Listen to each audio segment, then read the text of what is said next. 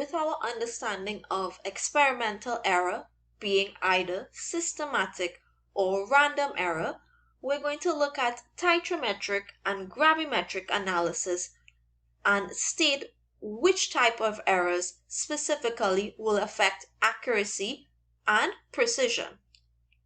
As stated before, accuracy is affected by a systematic error, and there are specific errors in titrimetric analysis which are considered to be systematic errors. Keeping in mind here that our systematic errors result in a consistent difference in measured values from the true or accepted value. So we mentioned one which was called instrument error. This is inclusive of poorly calibrated apparatus such as the electronic balance or even your volumetric glassware such as pipette, burette, etc. There is an error referred to as endpoint error, and this is a personal error where it results from visual detection of the color change at the endpoint of the experiment, where one person or one operator might not be able to detect the color change or the permanent color change as soon as it occurs. Another type of error would be an unstable power supply or low voltage to our electronic balance, already classified as a form of instrumental error. Another error mentioned before is also referred to as, titration error, which is the difference between the stoichiometric endpoint and the visual endpoint.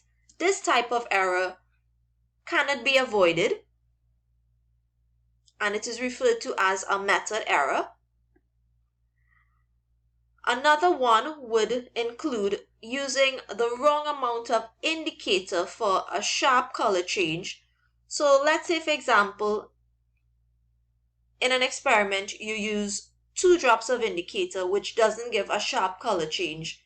You would know by a consistent difference in your titer values from the true or accepted value. Now, the wrong amount of indicator may be specified in a method, and this can be considered as a method error. You're going to notice I put a question mark next to that because a method error can be rectified by simply changing the method. In an experiment as well, let's say for example, one involving a chemical reaction, there may be side reactions that can occur, or the reaction itself may not go to completeness. Let's say, for example, you are doing a titration and by swirling you hope that it does result in completeness of reaction.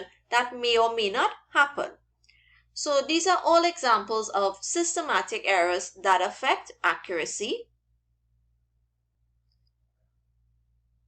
Now let's move on to looking at what may be random errors that can occur in an experiment that is a titration that will result in low precision.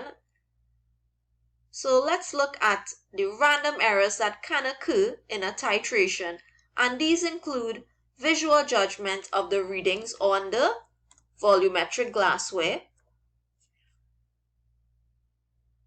which you tend to refer to as parallax error. There may be temperature fluctuations, and there may also be the presence of impurities. And you're going to notice I also put a question mark next to this one. So I will take the 2 first answers in preference to the third, because impurities can be removed by washing of your apparatus, etc., but it can lead to random error. So these 3 result in a low precision, or it may affect the precision of your experiment.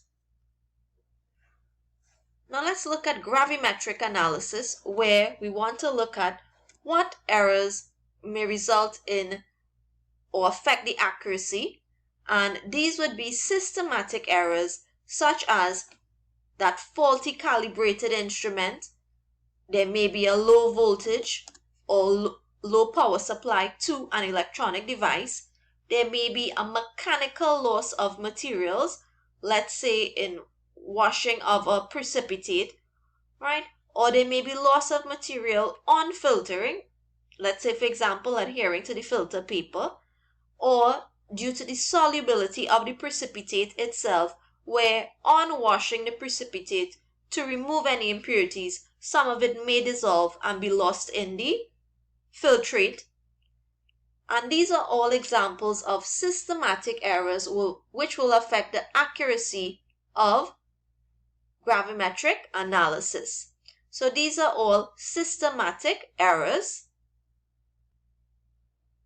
A few others which may affect the accuracy of gravimetric analysis can include underwashing or overwashing of a precipitate, again a method error, ignition of the precipitate to too high of a temperature, or insufficient cooling of a crucible before weighing are all examples of systematic error. And co-precipitation here of an unwanted substance is, for example, an unwanted chemical reaction that occurs which may result in a precipitate being present in the expected analyte.